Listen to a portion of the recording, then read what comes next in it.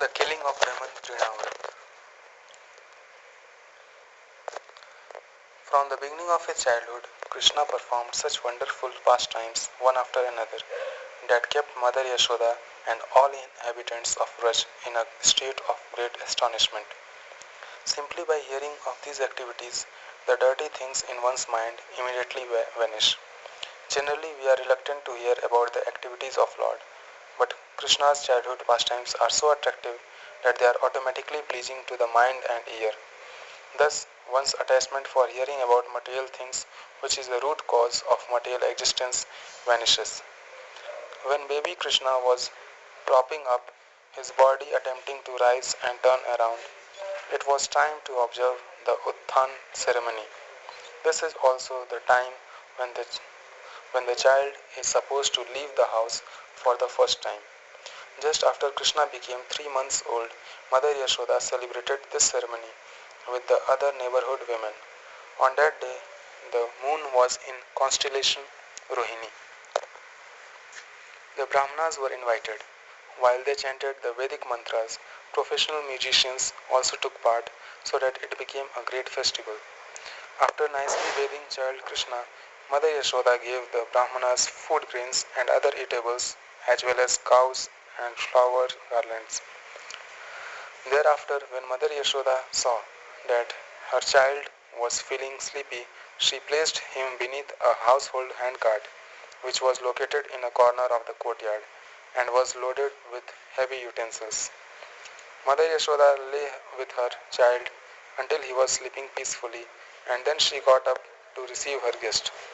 While Yashoda was just while Yashoda was thus busily engaged, she could not hear the child crying for his mother. There was a ghost named Shaktasur who had taken shelter of the handcart under which Krishna had been placed to sleep, and he was looking for the opportunity to do the mischief to the child. Actually, this handcraft, this handcart was another form of Shaktasur himself. Now, on the plea of demanding to suck his mother's breast, baby Krishna angrily kicked his legs upward with the intention of killing the demon. Although Krishna's little legs were as soft as leaves, when he struck the cart with them, it violently turned over and collapsed. The wheels separated from the axle, the hubs and spokes fell apart, and a pole of handcart broke. On the handcart were many utensils made of metal, and they scattered here and there, making a loud noise. Srila Vishwanath Chakravarti Thakur comments that in his Vaman avatar, the Lord had to extend his foot to a great height so as to penetrate the coverings of the universe. When the Lord killed the gigantic demon Hiranyakashipu, he had to assume a special bodily feature of Narsimhadev. But in his Krishna avatar, the Lord did not have to exert himself. In other incarnations, the Lord had to exert some energy according to time and circumstances, but in his form of Krishna, he exhibited unlimited potency. Just by touching the handcart with his little foot, Krishna made it to fall to pieces. When all of those assembled there saw the shattered cart and scattered utensils, they were shocked and began to wonder how this could have happened.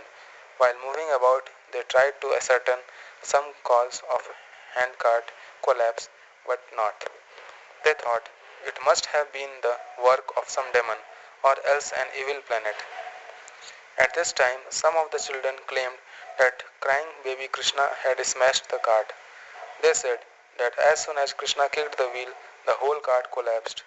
The Gopas and Gopis, being unaware of Krishna's unlimited prowess, could not believe this, and so they dismissed these statements as childish nonsense.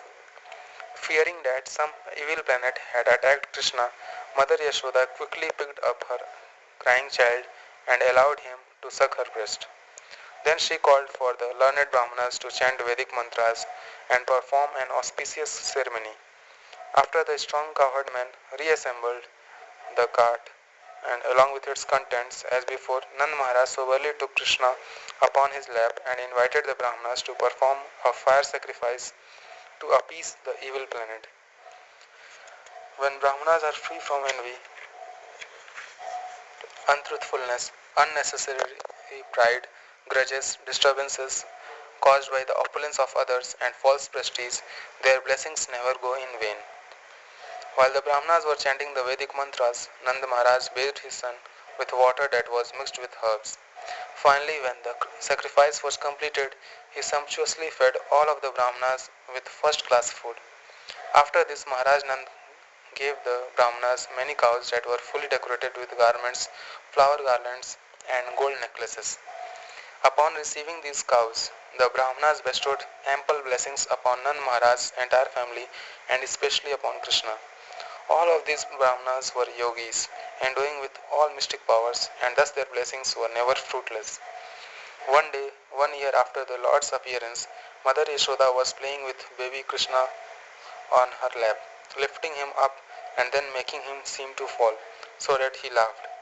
While thus playing, Mother Yashoda suddenly felt her child to be as heavy as the entire universe, so that she could no longer hold on to him. Knowing that a great demon was coming, Lord Krishna did this so that his mother would not suffer any difficulty. Being very astonished, thinking that the child was being attacked by another demon or ghost, Mother Yashoda placed him on the ground and began to think of Lord Narayan. After calling for the Brahmanas for the purpose of counteracting any disturbances, she then engaged herself in household duties. A demon named Trinavrata, a servant of Kansa, then came in the form of a whirlwind, and by employing the Mahima Siddhi, he very easily carried Krishna up into the air. The whirlwind stirred up so much dust all over Gokula that everyone's vision became covered, and the demon created a terrible and frightening sound. In the dense darkness, Mother Yashoda was unable to find where she had placed her son. Indeed, everywhere was turmoil, and because of the dust, people could not even see their own selves. In great distress, Mother Yashoda threw herself onto the ground like a cow that had lost her calf and began to lament very pitifully. Then, as the dust storm subsided, the other gopis hurried to Mother Yashoda, and when they saw that Krishna was missing, they joined her in searching for him. Meanwhile, as Trinavrata rose higher and higher into the sky, baby Krishna Yogeshwar became very heavy, forcing the demon to stop his ascent. Indeed, Krishna felt like a great mountain to Trinavrata, and because the Lord firmly held him around the neck, the demon was not able to throw him off.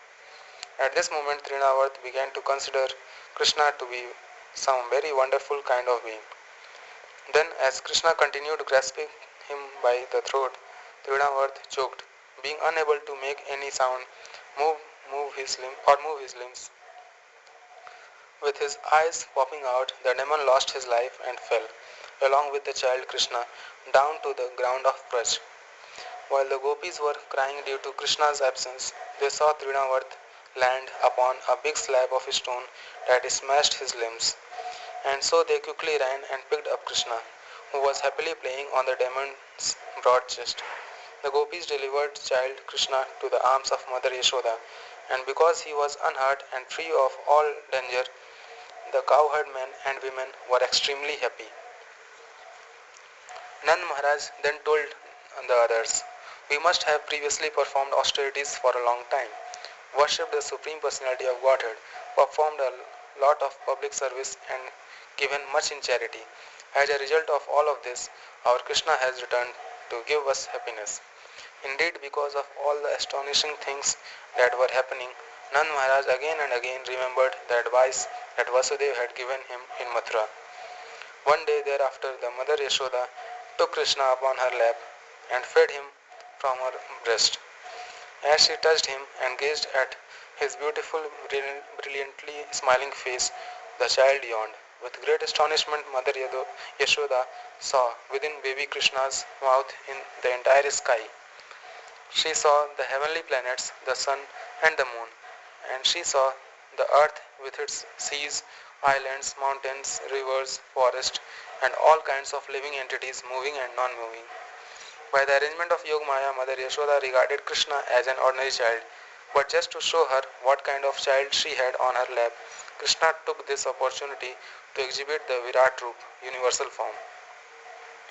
Upon seeing the entire universe within her son's mouth, Mother Yashoda's heart began to throb as she murmured, "How wonderful! How wonderful!" Although she became absorbed in the extraordinary thoughts, Mother Yashoda closed her eyes, for she did not actually like seeing Lord Krishna's opulence.